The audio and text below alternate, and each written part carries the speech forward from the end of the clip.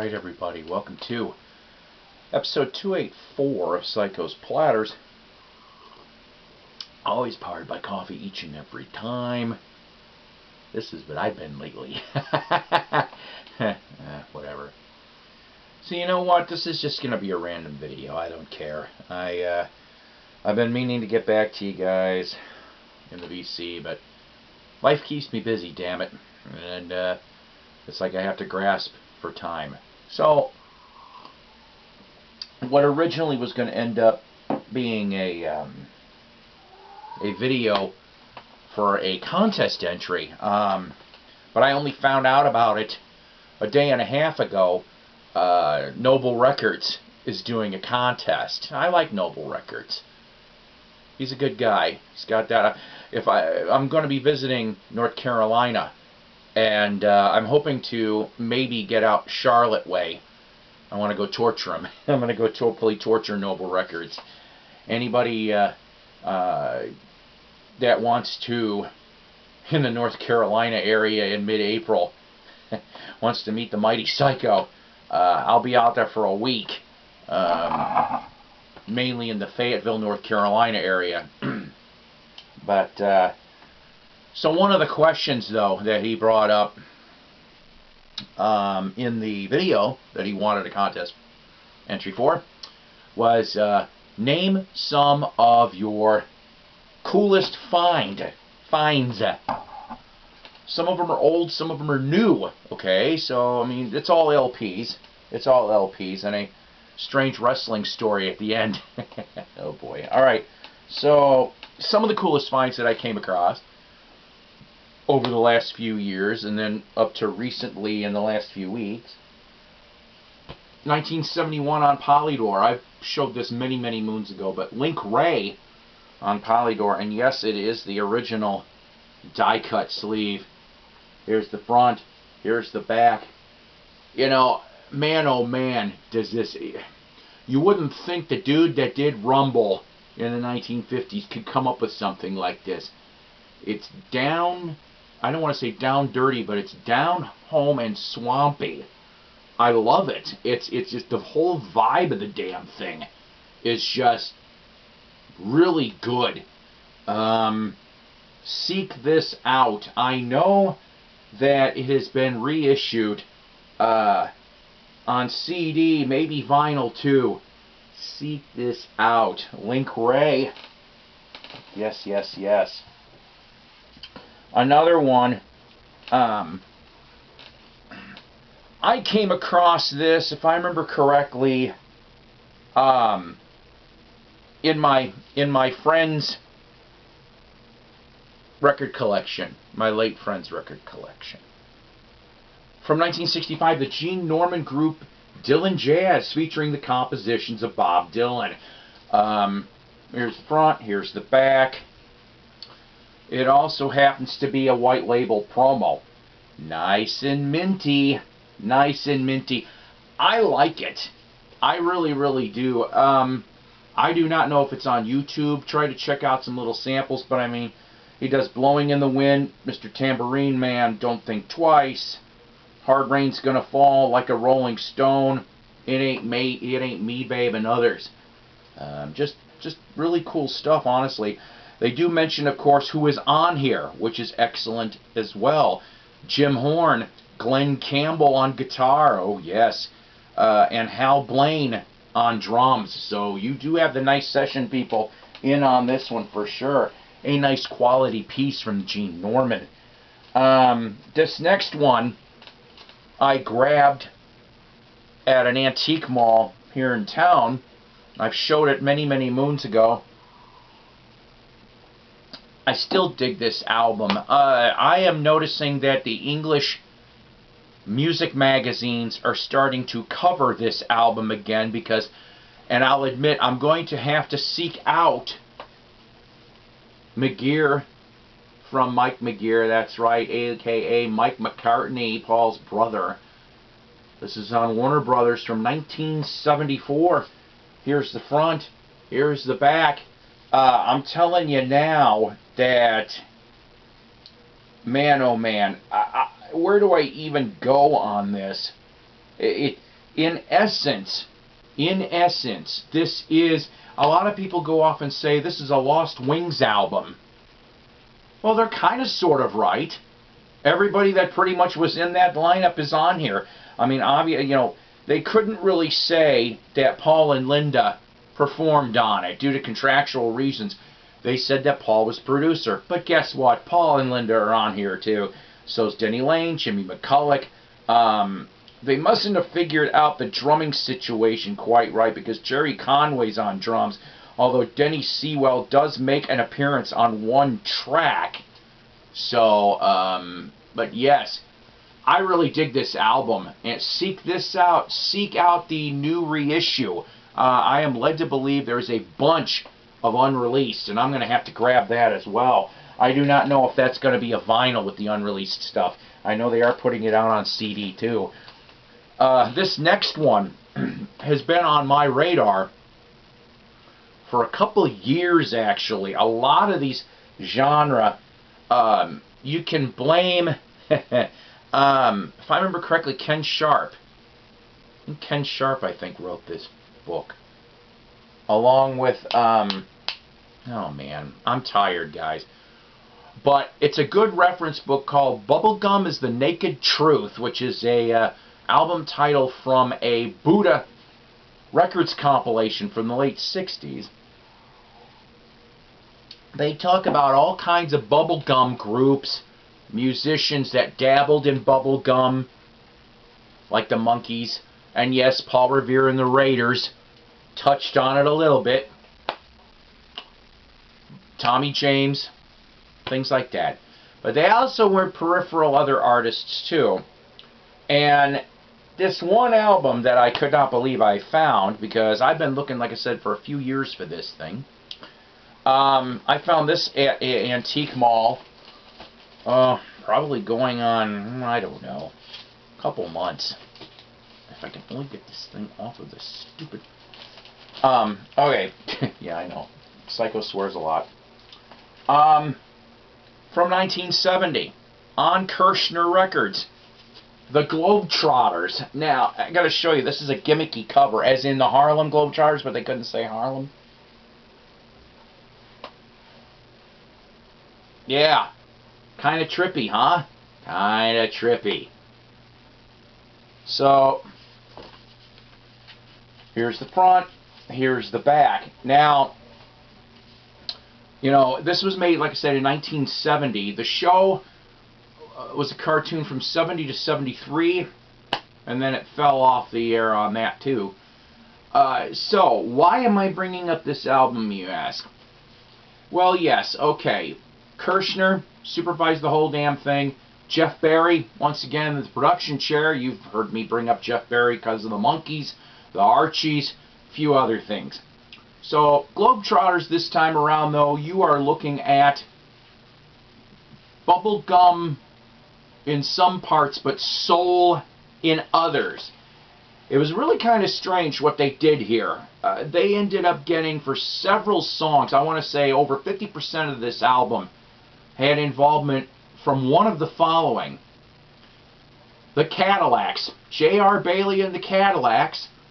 One of the coaster groups that had at least one legit member. The Platters, which were either led by Herb Reed or Sonny Turner. Not sure which, because we're looking at the timeline of this being recorded in early 1970. So it's one of those two that did that.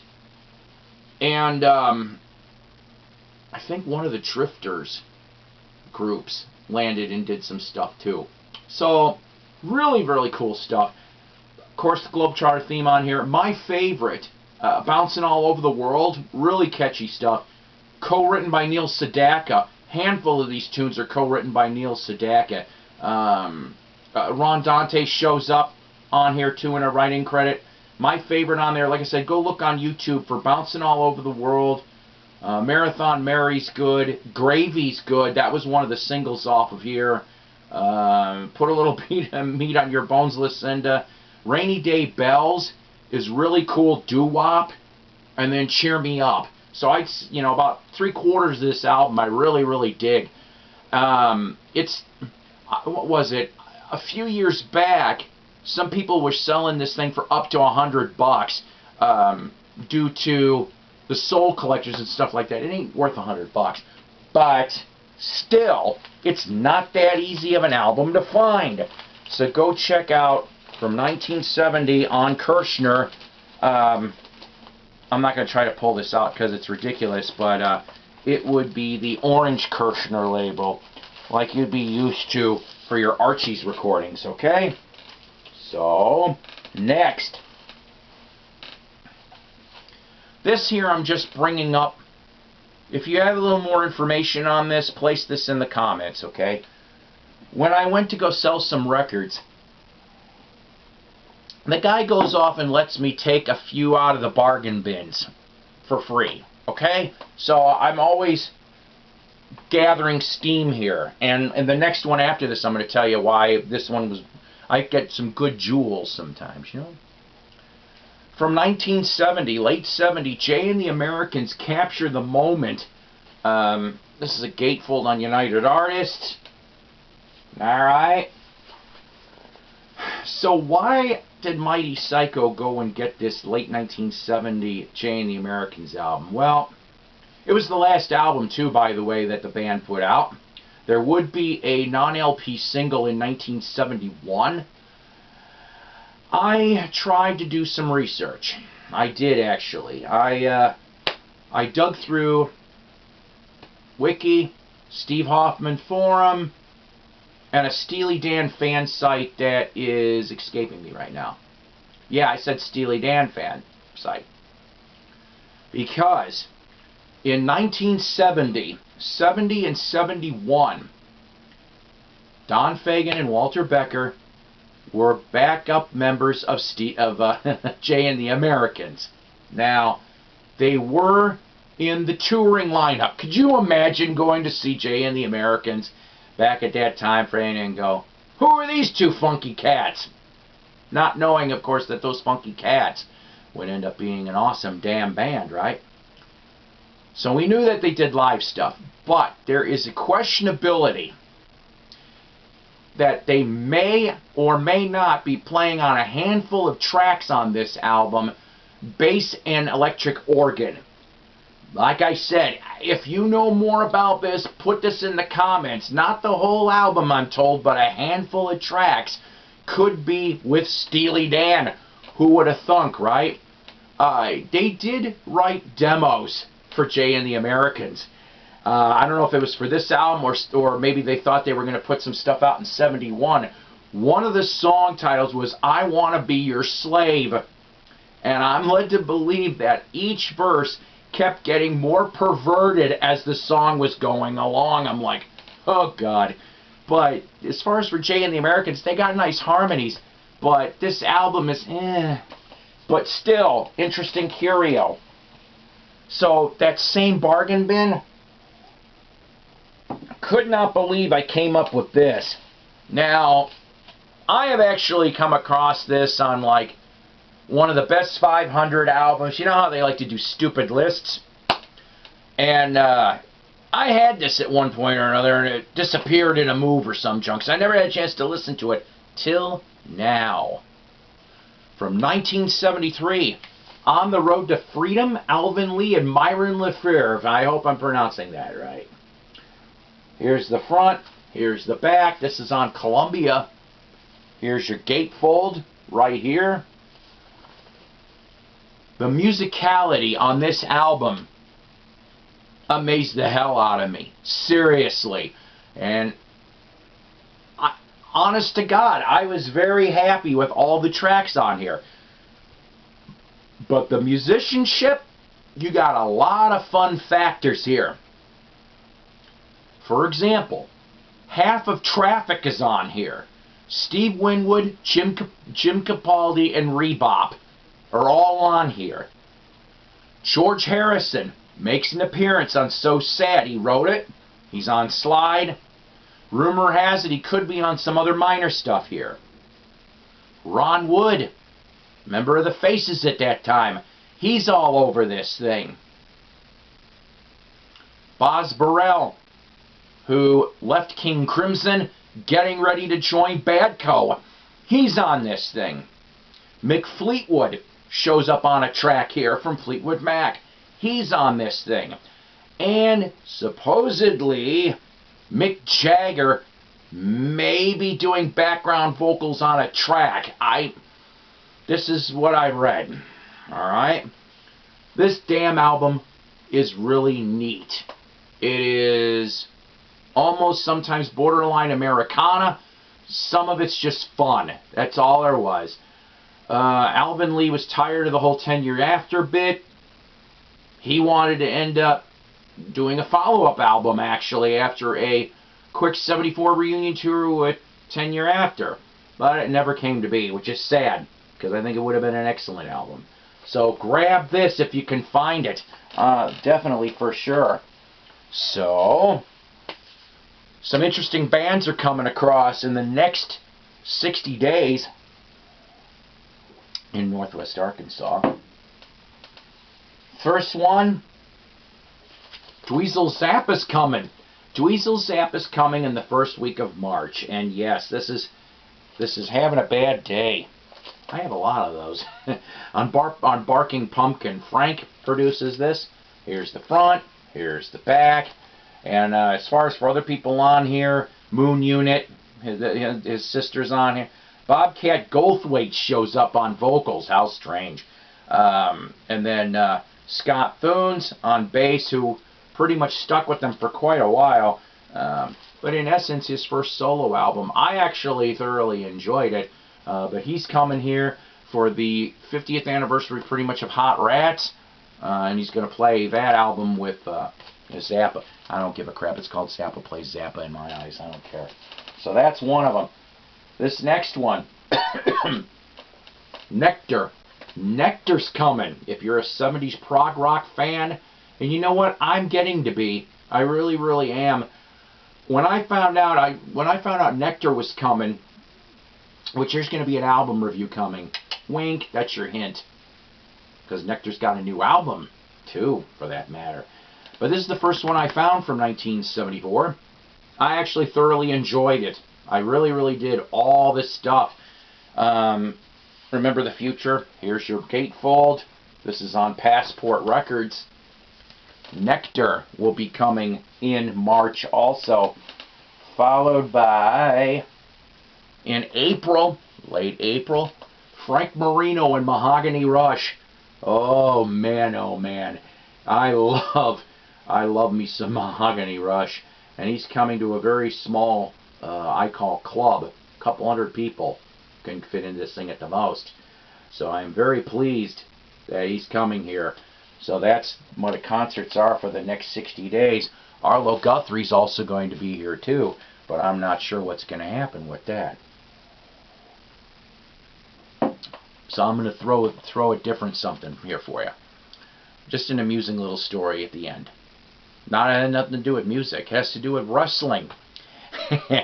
Myself and my Arkansas bestie, Donna Jo Cat Lady, we went to an indie wrestling match, and that means an independent wrestling match, okay?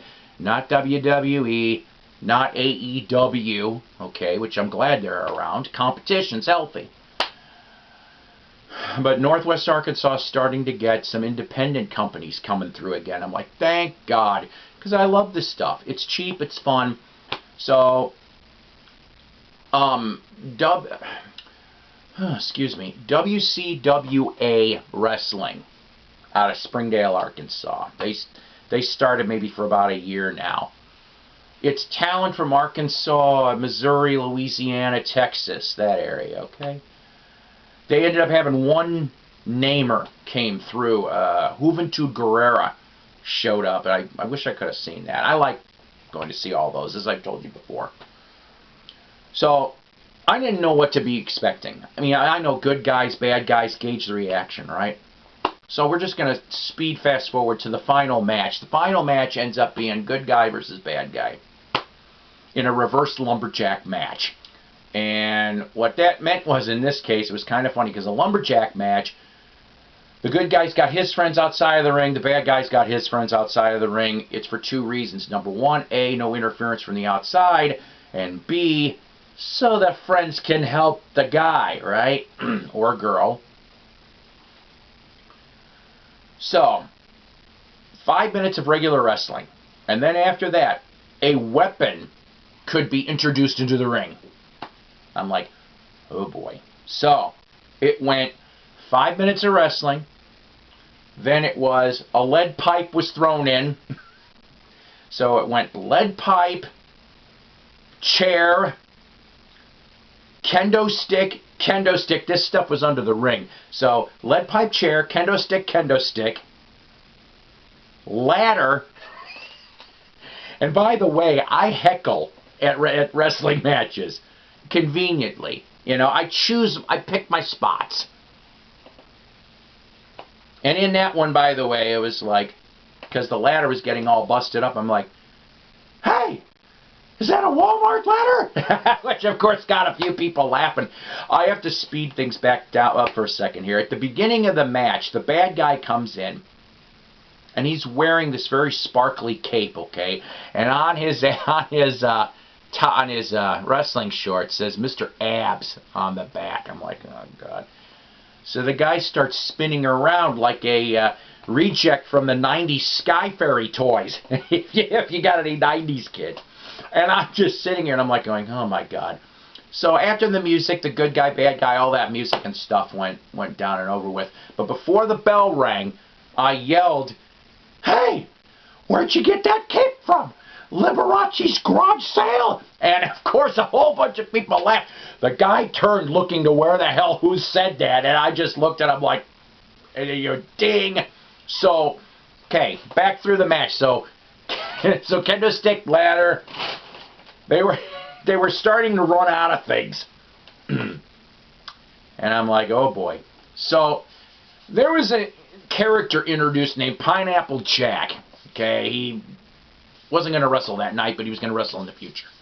Had a goofy haircut that, looked like the top of a pineapple, wore yellow, SpongeBob-ish type stuff. So he goes off and he's like, in between, he's like, hey, I'm going to have some pineapple samples, and I'm going to have some other things for sale at a table behind the ring. Okay, fantastic, right? So now you know. So he had a table behind the ring, Pineapple Jack's table, right? So, remember, the bad guys didn't have any weapons, so it seemed. So the one bad guy goes off, and he's like, he looks at the table. He looks at Pineapple Jack's table. And so I see what he's doing, and I'm like, and I'm above the din, I'm going, no, not the pineapple table. Oh, God, not the pineapple table. So he drags the pineapple table to the side of the ring, right? So he brings it to the side of the ring. Couple more minutes of wrestling go. The good guy gets thrown into the damn table. Boom! And I'm like, oh God, no! Not the pineapple table! Oh, the humanity! And of course everybody's laughing about that shit. So, needless to say, the match ends like about maybe 2 minutes later because someone threw into the ring a pair of brass knucks. The bad guy picks it up, bam, gets the good guy in there. 1, 2, 3. Well, it wasn't a title match. It was a prelude to the title match, you see. I know it's all scripted and all this other crap, okay? But the physicality and wrestling's a soap opera for men. I've said this before. I'll admit it. And I have no problems with this. So the thing is that all of these wrestlers, a lot of them stuck around to sign autographs and stuff, which is really, really cool. But it's a lot more money motivated now than it was when I first started going in the 90s to these things. So I went off and I'm like, I am not going to keep paying every little bit here. So I took a look at the damage of the table. Now, these tables are pre-cut so that, when they land, it makes a lot of noise. The veneer was taken straight off. It went from one side of the table. I'm like, holy crap. So what was under the ring? The lip of the ring. But a piece of the table. Yes. This here is a piece of the pineapple table. I got a lot of the wrestlers to sign the damn thing. And then I wrote WCW Purge and then the date. So a piece of the pineapple table. Yes, I'm a nerd. What can I say? I just thought it was amusing. And yeah, I don't know how I just got it sitting up on top of a shelf right now. But yeah. And that's my wrestling story for today. Other than that, this hot ebony goddess of a female wrestler. Yeah. Cassandra. Oh, she was... Anywho, I was only half my age and 100 pounds lighter. Alright, so on that note, guys, I'm done. Like I said, I think we'll do an album review. We'll do an album review. You want to see the hint of the album review? Fine. Because you know what? It's the new Nectar. Yeah, came out in January of 2020 here. The new Nectar. I got it on double vinyl. Yeah, that's what the next episode's gonna be. So if you are a prog rock fan, I behoove you to check it out. Because it's gonna be good and it's gonna be interesting. Alright, guys. You know what? Thanks for putting up with the mighty psycho. Because I am a mighty psycho. But I love you, VC. I really, really do. And don't forget to like and sub, please. Because, you know what? We're all one big family here. At least I hope so. Take care. God bless. Rock on. See you on the flippity flippy.